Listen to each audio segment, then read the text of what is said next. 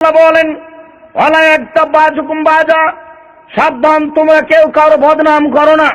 মহান আল্লাহ বলেন ওয়াইলুল লিকুল্লি হুমাযাতিল লুমাযা, সামনে নিন্দা করে যারা, পিছনে নিন্দা করে যারা, জাহান্নামে নিশ্চিত যাবে তারা।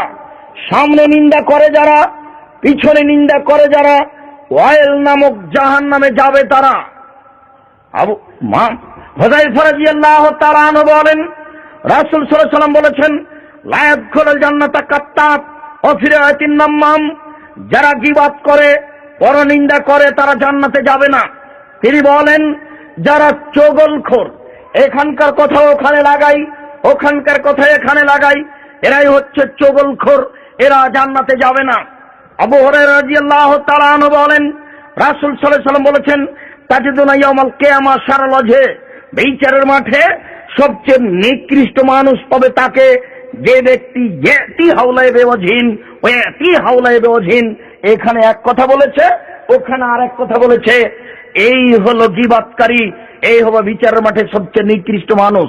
আনাস রাদিয়াল্লাহু তাআলা আনহু বলেন রাসূল সাল্লাল্লাহু আলাইহি ওয়াসাল্লাম বলেছেন মান কানা যাওয়া যায় না কানা লাহু ইয়াউমাল কিয়ামা লিসানান মিন নার, যে ব্যক্তি দুনিয়াতে দুই মুখের হবে, দুনিয়াতে যার দুইটা মুখ হবে, বিচারের মাঠে তার এক মুখে হবে দুইটি জিহ্বা, আগুনের তৈরি।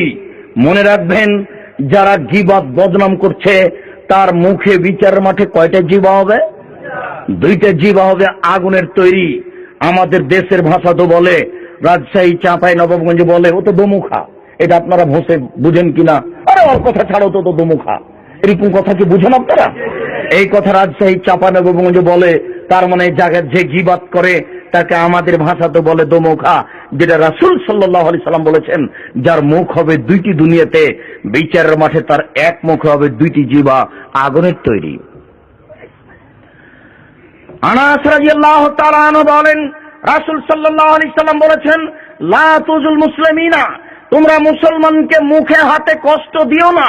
ওয়ালা তুয়াইয়িরু, তোমরা তাদের নিন্দা করো না। ওয়ালা তাত্তাবিউ আরাতা আখিল মুসলিম, তোমরা কোন মুসলমান ভাইয়ের পিছনে লাগো না। ওমাই ইয়াত্তাবি আওরাতা আখিল মুসলিম, কেউ যদি তার মুসলিম ভাইয়ের পিছনে লাগে, ইয়াত্তাবিউল্লাহু আওরাতাহু, তাহলে আল্লাহ তার পিছনে লেগে যাবেন। ওমাই ইয়াত্তাবিউল্লাহু আওরাতাহু ইয়াফজা ওয়ালাউ কানা ফি জাওফিরা আলিহি, আল্লাহ যার পিছনে লেগে যাবেন আল্লাহ তাকে অপমান করেই ছাড়বেন। ও যদি নিন্দা করার পরে তার বাহনের পেটের মধ্যে ঢুকে যায় তবুও। সম্মানিত উপস্থিতি, এখন এই হাদিসটি বুঝাতে পারিনি। আল্লাহ রাসূল বললেন আপনি যদি আমার বদনাম করার পরে আপনি আপনার উটের পেটের ভিতরে ঢুকে যান তবুও আল্লাহ আপনাকে অপমান করেই ছাড়বেন। কেন? আপনি যদি আমার বদনাম করেন তাহলে আল্লাহ আপনার বদনাম করবেন। এবার আপনার পিছনে কে লেগেছেন? আল্লাহ। তো উটের বাহনের পেটে, মানে বাহনের পেটে তো মানুষ ঢুকতে পারে না। এই কথা রাসূল সাল্লাল্লাহু আলাইহি ওয়াসাল্লাম কিভাবে বললেন, কেনই বা বললেন, বলে কি বুঝালেন? তিনি বলে বুঝাতে চাইলেন এইভাবে যে আপনি যদি আমার বদনাম করার পরে আমেরিকা চলে যান, এরপর আল্লাহ আপনাকে ওখানে অপমান করেই ছাড়বেন, তিনি সর্বশক্তিমান। যদি আপনি আমার বদনাম করার পরে মাটির ভিতরে ঢুকে যান, পাথরের ভিতরে ঢুকে যান, তবু আল্লাহ আপনাকে পাথরের ভিতরে অপমান করবেন, কেননা তিনি সর্বশক্তিমান। আবু হুরায়রা রাদিয়াল্লাহু তাআলা আনহু বলেন রাসূল সাল্লাল্লাহু আলাইহি ওয়াসাল্লাম বলছেন মাররা বি রব্বি, আমার প্রতিপালক একদা আমাকে উপরে নিয়ে গেলেন। আবার একটু ভালো করে বুঝেন, আমাদের নবী মুহাম্মদ সাল্লাল্লাহু আলাইহি সাল্লাম বলেন একদা আমার প্রতিপালক আমাকে উপরে নিয়ে গেলেন। মারার তবে কওমিন, আমি কতগুলি লোকের পাশ দিয়ে যাচ্ছিলাম, লাহুম আযফরুন নহাস, দেখলাম তাদের নখে লম্বা লম্বা নখ, এরকম বড় বড় নখ তাদের হাতে, তামার লম্বা লম্বা নখ। এক মিশন অজুহাহুম, এইভাবে মুখকে ধরছে, খামচাচ্ছে, গোস্ত তুলে ফেলছে। অসুদরহুম, এইভাবে বুকের উপরে ভাঙছে খামচা মেরে গোস্তকে তুলে ফেলছে। রাসূল সাল্লাল্লাহু আলাইহি ওয়াসাল্লাম বললেন আমি জিবরাইলকে জিজ্ঞাসা করলাম, জিবরাইল মান হাউলাই, এরা কারা? একই কথা, এ তো আশ্চর্য, মানুষ কেন তার এরকম বড় বড় নখ দিয়ে মুখের গোস্তকে তুলে ফেলছে, এরা কারা? মানুষ কেন তাদের নখ দিয়ে বুকের গোস্তকে তুলে ফেলছে, এরা কারা? তখন রাসূল সাল্লাল্লাহু আলাইহি ওয়াসাল্লাম বলেন হাউলাই ইয়াকাউনা ফি আরাজিন নাস, এরা হচ্ছে ওরা যারা বদনাম করতো, তারা মানুষের যারা বদনাম করতো তারই হচ্ছে এরকম অবস্থা। সম্মানিত উপস্থিতি, আবু হুরায়রা রাদিয়াল্লাহু তাআলা আনহু বলেন রাসূল সাল্লাল্লাহু আলাইহি ওয়াসাল্লাম একদা বললেন, হাল তাদরুনা মা ইয়াদখুলুন নাসা নারা, সঙ্গী সাথী বলতে পারো মানুষকে বেশি বেশি জাহান্নামে প্রবেশ করায় কি? সঙ্গী সাথী বলতে পারো মানুষকে বেশি বেশি জাহান্নামে প্রবেশ করায় কি? সঙ্গী সাথী বলতে পারো মানুষকে বেশি বেশি জাহান্নামে প্রবেশ করায় কি? এই কথা বলতে বলতেই তিনি বলছেন, আল ফারজ অল ফাম, মুখ আর লজ্জার স্থান, মুখ আর লজ্জার স্থান। মুখে যদি গীবত করেন ফলাফল জাহান্নাম, জেনায় যদি লিপ্ত হন ফলাফল জাহান্নাম। আবু হুরায়রা রাদিয়াল্লাহু তাআলা আনহু বলেন, রাসূল সাল্লাল্লাহু আলাইহি ওয়াসাল্লাম একদা বললেন, হাল তাদরুনা মা ইয়াকুবুন নাসারান নারা ওয়াজহি, সঙ্গী সাথী বলতে পারো মানুষকে পিছন দিক থেকে ধাক্কা মেরে জাহান্নামে নিক্ষেপ করে কি?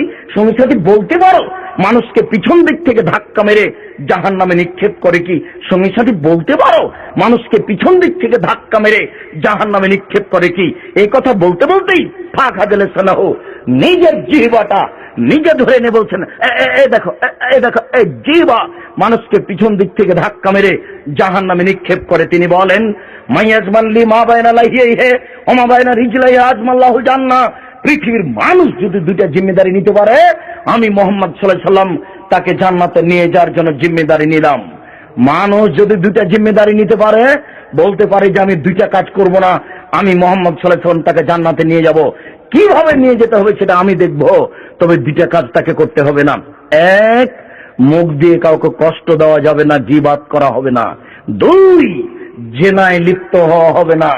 যদি জেনা থেকে বেঁচে যাই এবং মুখ থেকে বেঁচে যাই, আমি তাকে জান্নাতে নিয়ে যাব। কিভাবে নিয়ে যেতে হবে সেটা আমার ব্যাপার। যুবক শোনো, চট করে একটা কথা মনে পড়ে গেল, তোমাকে বলে দিই, তোমার তো আচরণ